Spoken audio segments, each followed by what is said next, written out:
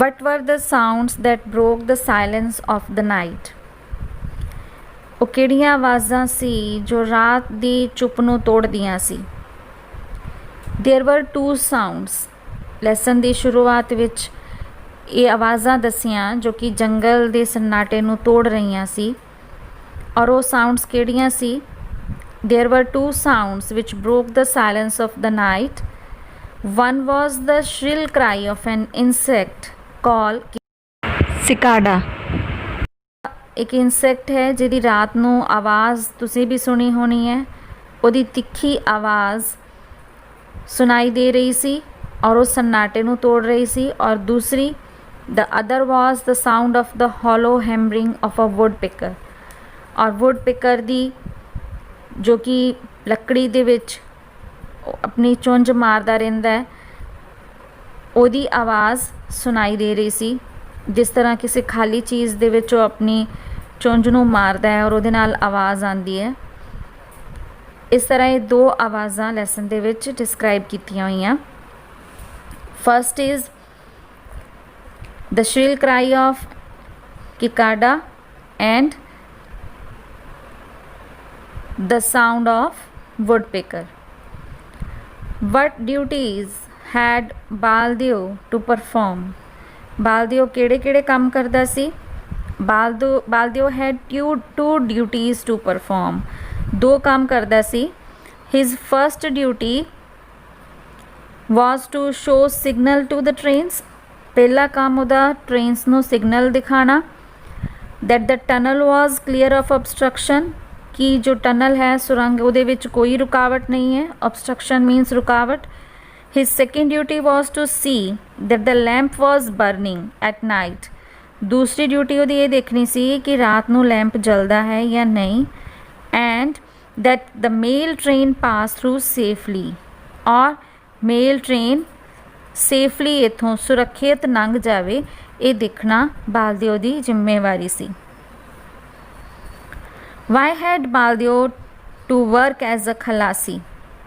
ਖਲਾਸੀ ਦੇ ਤੌਰ 'ਤੇ ਬਾਲਦਿਓ ਕਿਉਂ ਕੰਮ ਕਰਦਾ ਸੀ? ਬਾਲਦਿਓ lived with his family in a small tribal village. ਇੱਕ ਕਬੀਲੇ ਦੇ ਛੋਟੇ ਜਿਹੇ ਪਿੰਡ ਵਿੱਚ ਰਹਿੰਦਾ ਸੀ। and his small rice fields did not provide him with more than a bare living. ਔਰ ਜੋ ਖੇਤਾਂ 'ਚੋਂ ਉਹਨੂੰ ਮਿਲਦਾ ਸੀ ਉਹ ਗੁਜ਼ਾਰਾ ਕਰਨ ਲਈ ਕਾਫੀ ਨਹੀਂ ਸੀ। he looked upon himself as lucky to have got the job of ਖਲਾਸੀ, ਔਰ ਇਸ ਜੌਬ ਨੂੰ ਲੈਣ ਕਰਕੇ ਉਹ ਆਪਣੇ ਆਪ ਨੂੰ ਬਹੁਤ ਕਿਸਮਤ ਵਾਲਾ ਸਮਝਦਾ ਸੀ।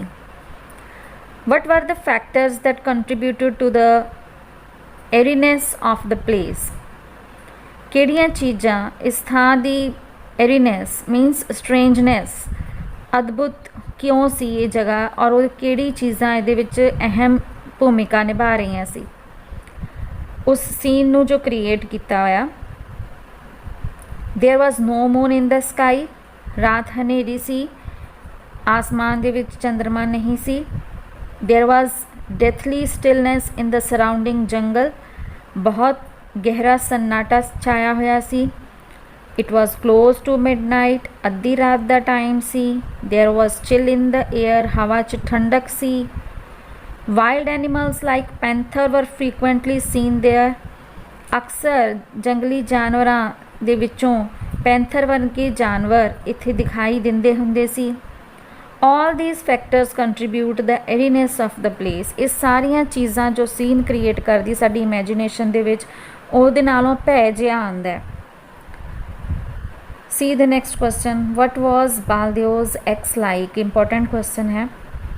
ਬਾਲਦਿਓ ਦੀ ਕੁਹਾੜੀ ਕਿਵੇਂ ਦੀ ਬਣੀ ਹੁੰਦੀ ਸੀ ਜਾਂ ਕਿਵੇਂ ਦਿਖਦੀ ਸੀ? The ex head was made of pure steel. ਉਹਦਾ ਅਗਲਾ ਹਿੱਸਾ ਪਿਓਰ ਸਟੀਲ ਦਾ ਬਣਿਆ ਸੀ। it was thin but it rang true like a bell. ਪਤਲੀ ਸੀ ਪਿੱਛੋਂ ਲੇਕਿਨ ਉਹਦੀ ਆਵਾਜ਼ ਵਿੱਚ ਖਨਖਨਾਹਟ ਇੱਕ ਘੰਟੀ ਦੀ ਤਰ੍ਹਾਂ ਸੀ। it had been made by his father over a charcoal. ਕੋਇਲਿਆਂ ਦੇ ਉੱਪਰ ਉਹਦੇ ਪਿਤਾ ਨੇ ਉਹਨੂੰ ਬਣਾਇਆ ਸੀ। it was deadly in use. in 3 or 4 strokes he could cut down a tree. ਸਿਰਫ 3-4 ਵਾਰ ਦੇ ਵਿੱਚ ਹੀ ਇੱਕ ਪੇੜ ਨੂੰ ਕੱਟ ਦਿੰਦੀ ਸੀ, ਮੀਨਸ ਬਹੁਤ ਜ਼ਿਆਦਾ ਤੇਜ਼ ਸੀ। This axe was part of himself. ਇਹ ਕੁਹਾੜੀ ਉਹਦੇ ਲਈ ਇੱਕ ਬਹੁਤ ਜ਼ਿਆਦਾ ਆਪਣੇ ਹੀ ਸਰੀਰ ਦੇ ਹਿੱਸੇ ਵਾਂਗੂ ਸੀ, ਹਮੇਸ਼ਾ ਉਹਨੂੰ ਨਾਲ ਰੱਖਦਾ ਸੀ। ਵੇਅਰਐਵਰ ਹੀ ਵੈਂਟ, ਕਿਤੇ ਵੀ ਜਾਂਦਾ ਸੀ, it was always in his hand, ਉਹਦੇ ਹੱਥ ਵਿੱਚ ਹੀ ਹੁੰਦੀ ਸੀ। How did Baldeo know that tiger was near by and later that it had sprung into the cutting? Baldeo ਨੂੰ ਕਿਵੇਂ ਪਤਾ ਲੱਗਾ ਕਿ ਜੋ ਟਾਈਗਰ ਹੈ ਉਹ ਬਹੁਤ ਨੇੜੇ ਹੈ ਔਰ ਬਾਅਦ ਵਿੱਚ ਉਹ ਛਾਲ ਮਾਰ ਕੇ ਸੁਰੰਗ ਦੀ ਉਸ ਕਟਿੰਗ ਦੇ ਵਿੱਚ ਜੋ ਟਰਨਿੰਗ ਹੈ ਉੱਥੇ ਆ ਗਿਆ? ਬਾਲਦੀਓ ਨੂੰ ਕਿਵੇਂ ਪਤਾ ਲੱਗਾ? He heard a low grunt at the cutting.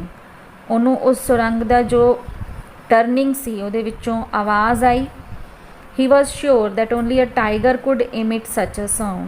ਉਹਨੂੰ ਲੱਗਾ ਕਿ ਇਹ ਪੱਕੀ ਗੱਲ ਹੈ ਕਿ ਇੱਕ ਟਾਈਗਰ ਹੀ ਹੋ ਸਕਦਾ ਹੈ ਜੋ ਇੱਦਾਂ ਦੀ ਆਵਾਜ਼ ਕਰਦਾ ਪਿਆ। He was trying to make out the direction from which the animal was coming. ਇਸ ਤੋਂ ਪਹਿਲੇ ਕਿ ਉਹ ਮੁੜ ਪਾਉਂਦਾ ਉਸ ਡਾਇਰੈਕਸ਼ਨ ਤੋਂ ਜਿੱਥੋਂ ਕਿ ਟਾਈਗਰ ਦੀ ਆਵਾਜ਼ ਆ ਰਹੀ ਸੀ। Then a thump and a sound of small stones announced that the tiger had sprung into the cutting. ਔਰ ਕੁਛ ਆਵਾਜ਼, ਥਪਥਪਾਹਟ ਦੀ ਆਵਾਜ਼ ਜਾਂ ਛੋਟੇ ਜੋ ਪੱਥਰ ਸੀ ਉੱਥੇ ਸਮੌਲ ਸਟੋਨਸ ਉਹਨਾਂ ਦੇ ਡਿੱਗਣੇ ਦੀ ਆਵਾਜ਼ ਤੋਂ ਪਤਾ ਲੱਗਾ, ਉਹਨੂੰ ਅੰਦਾਜ਼ਾ ਹੋਇਆ ਕਿ ਟਾਈਗਰ ਜਾਂ ਜਾਨਵਰ ਜੋ ਵੀ ਹੈ ਉਹਨੇ ਛਾਲ ਮਾਰੀ ਹੈ ਔਰ ਉਹ ਸੁਰੰਗ ਦੀ ਜੋ ਕਟਿੰਗ ਹੈ ਉਹਦੇ ਵਿੱਚ ਐਂਟਰ ਹੋ ਗਿਆ ਹੈ। Why did not Baldeo run away from the tiger? ਦੌੜਾ ਕਿਉਂ ਨਹੀਂ ਉਹਦੇ ਵੱਲ ਦੇਖ ਕੇ? ਬਾਲਦੀਓ ਡਿਡ ਨਾਟ ਰਨ ਅਵੇ, ਦੌੜ ਹੀ ਨਹੀਂ ਪਾਇਆ।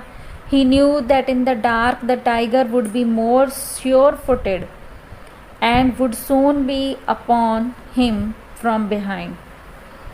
ਉਹਨੂੰ ਇੰਨਾ ਪਤਾ ਸੀ ਕਿ ਮੈਂ ਇਸ ਤੋਂ ਜ਼ਿਆਦਾ ਤੇਜ਼ ਹਨੇਰੇ ਦੇ ਵਿੱਚ ਨਹੀਂ ਦੌੜ ਸਕਦਾ, ਮੇਰੇ ਨਾਲੋਂ ਇਹਦੀ ਸਪੀਡ ਜ਼ਿਆਦਾ ਹੋਏਗੀ ਔਰ ਮੈਨੂੰ ਛਲਾਂਗ ਲਗਾ ਕੇ ਇਹਨੇ ਦਬੋਚ ਲੈਣਾ। He stood motionless, ਬਿਨਾਂ ਹਿੱਲੇ ਉਹ ਖੜਾ ਰਿਹਾ, staring at the tiger moving rapidly toward him, ਔਰ ਦੇਖ ਰਿਹਾ ਸੀ ਕਿ ਕਿਸ ਤਰ੍ਹਾਂ ਟਾਈਗਰ ਉਹਦੇ ਵੱਲ ਦੇਖ ਰਿਹਾ ਹੈ। The tiger with a quick run and a snarl struck Baldeo with its right paw. ਇਸ ਤੋਂ ਪਹਿਲੇ ਕਿ ਬਾਲਦੀਓ ਕੁਛ ਮੂਵਮੈਂਟ ਕਰਦਾ, ਉਹਦੇ ਉੱਪਰ ਰਾਈਟ ਪੰਜੇ ਦੇ ਨਾਲ ਹਮਲਾ ਕਰ ਚੁੱਕਿਆ ਸੀ tiger. Describe the fight between Baldeo and tiger. Mostly ਇਹ ਕੁਐਸਚਨ ਲੌਂਗ ਕੁਐਸਚਨਸ ਦੇ ਵਿੱਚ ਆਉਂਦਾ ਐਗਜ਼ਾਮ ਦੇ ਵਿੱਚ 100 and 120 ਵਰਡਸ ਦੇ ਵਿੱਚ, ਬਟ ਅਗਰ ਇਹ 10 to 15 ਵਰਡਸ ਦੇ ਵਿੱਚ ਜਾਂ 40 to 50 ਵਰਡਸ ਦੇ ਵਿੱਚ ਕੁਐਸਚਨ ਆ ਜਾਂਦਾ ਹੈ ਤੇ ਤਾਂ ਵੀ ਤੁਸੀਂ ਇਹਨੂੰ ਲਿਖਣਾ ਹੈ। Baldeo drove his axe with true aim. ਬੜੀ ਮਜ਼ਬੂਤੀ ਦੇ ਨਾਲ ਔਰ ਠੀਕ ਨਿਸ਼ਾਨੇ 'ਤੇ ਬਾਲਦੀਓ ਨੇ ਉਸ ਕੁਹਾੜੀ ਦਾ ਇਸਤੇਮਾਲ ਕੀਤਾ। The axe caught the tiger on the shoulder and the severed its leg. ਔਰ ਕੁਹਾੜੀ ਚੀਤੇ ਦੇ ਮੋਢੇ ਉੱਪਰ ਫਸ ਗਈ, ਉਸਨੇ ਉਹਦੀ ਲੱਤ ਵੀ ਕੱਟ ਦਿੱਤੀ ਸੀ। ਦਰਦ ਨਾਲ ਦਹਾੜਦੇ ਹੋਏ ਚੀਤੇ ਨੇ ਬਾਲਦੀਓ ਉੱਪਰ ਛਲਾਂਗ ਮਾਰੀ। ਰੋਰਿੰਗ ਵਿਦ ਪੇਨ ਇਟ ਸਪ੍ਰੈਂਗ। ਸਪ੍ਰੈਂਗ ਹੁੰਦਾ ਜੰਪ ਅਪੌਨ ਬਾਲਦੀਓ, ਸਪ੍ਰੈਂਗ ਦੀ ਜਗ੍ਹਾ ਜੰਪ ਵੀ ਵਰਡ ਯੂਜ਼ ਕਰ ਸਕਦੇ ਹਾਂ। It brought him down and tore his body. ਔਰ ਉਹਦੇ ਉੱਪਰ ਹਮਲਾ ਕਰਨ ਤੋਂ ਬਾਅਦ ਉਹਦੇ ਸਰੀਰ ਨੂੰ ਫਾੜ ਦਿੱਤਾ। It was all over in few minutes. ਸਭ ਕੁਛ ਮਿੰਟਾਂ ਦੇ ਵਿੱਚ ਹੀ ਖਤਮ ਹੋ ਗਿਆ। How did the tiger die? Tiger ਕਿਵੇਂ ਮਰਿਆ? After taking Baldeo's body the tiger drew off. Baldeo ਦੀ ਬੋਡੀ ਨੂੰ ਖਤਮ ਕਰਨ ਤੋਂ ਬਾਅਦ ਟਾਈਗਰ ਉੱਥੋਂ ਗਿਆ, ਲੇਕਿਨ ਉਹਦੀ ਜੋ ਲੈਗ ਸੀ ਉਹ ਵਾਉਂਡਡ ਸੀ, ਮੀਨਸ ਜ਼ਖਮੀ ਸੀ। It began to lick its wounded leg. ਉਹ ਆਪਣੀ ਜ਼ੁਬਾਨ ਦੇ ਨਾਲ, ਆਪਣੀ ਜੀਭ ਦੇ ਨਾਲ ਉਸ ਜ਼ਖਮੀ ਲੱਤ ਨੂੰ ਚੱਟਣ ਲੱਗ ਪਿਆ। Meanwhile the overland train approached there. ਔਰ ਉਸੇ ਹੀ ਸਮੇਂ ਜੋ ਟ੍ਰੇਨ ਨੇ ਆਉਣਾ ਸੀ ਉਹ ਪਹੁੰਚ ਗਈ।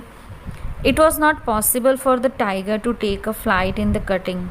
ਹੁਣ ਉੱਥੋਂ ਕਟਿੰਗ 'ਚੋਂ ਦੌੜਨਾ ਟ੍ਰੇਨ ਦੇ ਆਉਂਦਿਆਂ ਉੱਥੋਂ ਪੋਸੀਬਲ ਨਹੀਂ ਸੀ ਕਿ ਕਿੰਨੀ ਤੇਜ਼ੀ ਦੇ ਨਾਲ ਟ੍ਰੇਨ ਆ ਰਹੀ ਸੀ, ਉੱਥੋਂ ਕਿਵੇਂ ਦੌੜੇ, ਜ਼ਖਮੀ ਸੀ। So its body was mangled by the train. ਔਰ ਫਿਰ ਉਹਦੀ ਬੋਡੀ ਟ੍ਰੇਨ ਤੋਂ ਕੱਟੀ ਗਈ, ਕੁਚਲੀ ਗਈ। How did his father's death affect Tembu, Tembu ਦੇ ਪਿਤਾ ਦੀ ਮੌਤ ਦਾ ਅਸਰ ਉਹਦੇ 'ਤੇ ਕੀ ਹੋਇਆ। After his father's death the responsibility of Tembu's mother and sister fell on his shoulder, ਮਾਂ ਔਰ ਭੈਣ ਦੀ ਜ਼ਿੰਮੇਵਾਰੀ ਤੈਂਬੂ ਦੇ ਕੰਧਿਆਂ ਦੇ ਉੱਤੇ ਆ ਗਈ। A living had to be made, ਕਮਾਈ ਤਾਂ ਕਰਨੀ ਹੀ ਸੀ। He took his father's job of lighting the signal lamp for the overland mail, और फिर उसने अपने पिता दी जो जॉब सी नौकरी सी गड्डियां वास्ते लैंप जगाउण दी नौकरी ਉਹਨੇ करनी शुरू कर ਦਿੱਤੀ। ਇਹ ਉਹਦੀ ਜ਼ਿੰਦਗੀ ਦੇ ਵਿੱਚ ਬਦਲਾਵ ਆਇਆ ਸੀਗਾ। ਔਰ ਇਹ 10 ਕੁਐਸਚਨਸ ਹੈ ਜੋ ਕਿ ਸ਼ਾਰਟ ਹੈ। ਇਸ ਤੋਂ ਬਾਅਦ ਚੈਪਟਰ ਦੇ ਵਿੱਚ ਜੋ ਪਹਿਲੇ ਦੱਸਿਆ ਕਰੈਕਟਰ ਸਕੈਚ ਆਫ ਬਾਲਦੀਓ ਕਰਨਾ ਹੈ, ਔਰ Baldio's encounter with tiger, and write a note on the message contained in the story। ਇਹ 3 important questions ਨੂੰ ਅਸੀਂ ਲਰਨ ਕਰਾਂਗੇ।